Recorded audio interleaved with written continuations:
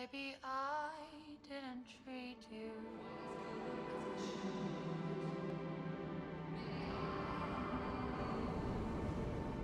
quite as often as I could. Little things I should have said and done.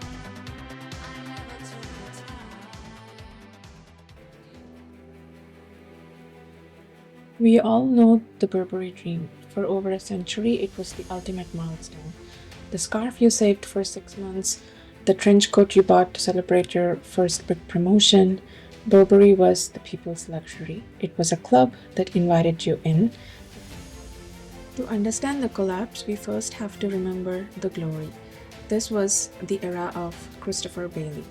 For 17 years, he just did not design clothes, he designed a culture. He took a dusty heritage brand and made it the most digitally innovative house in the world.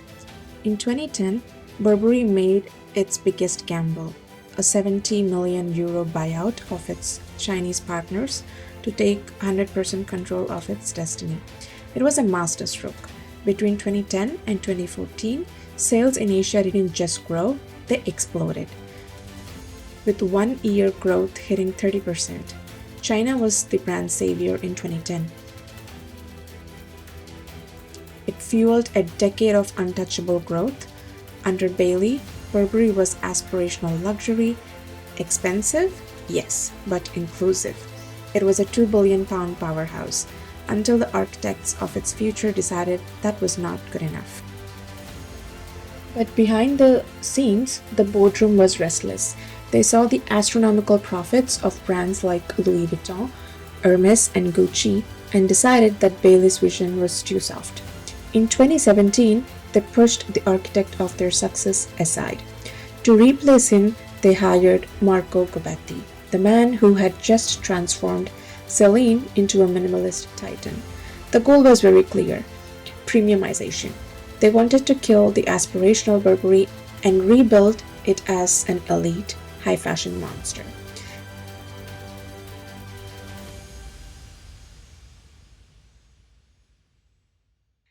In 2018, the era of belonging ended.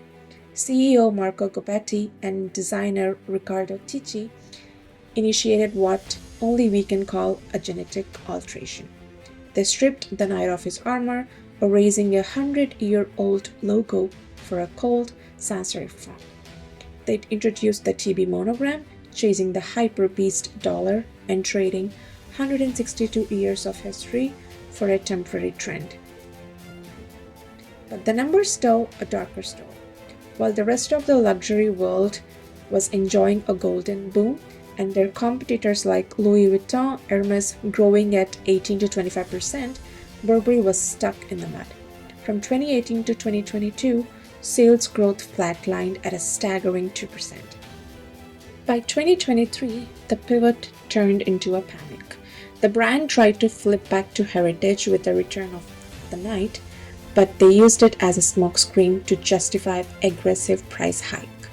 Iconic trench coats and bags were pushed up by nearly 40 to 70% in a desperate bid to match the margins of Hermes, Louis Vuitton, and Prada. They looked at their most loyal customers, the people who built their legacy, and effectively said, "You aren't invited anymore." The math was a disaster. The fallout was swift and brutal. In July 2024, the company hit the emergency brake. The numbers were staggering. Over a 1 year period, the share price plummeted by 53%.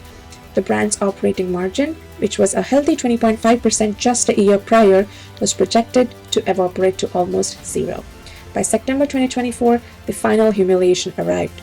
Burberry was officially kicked out of the FTSE 100, a British icon removed from the list of the UK's most valuable companies. Burberry is a cautionary tale. When you commit identity theft against yourself to chase elite profits, you often end up with nothing. The only question is, can a brand that lost its soul ever truly find its way home?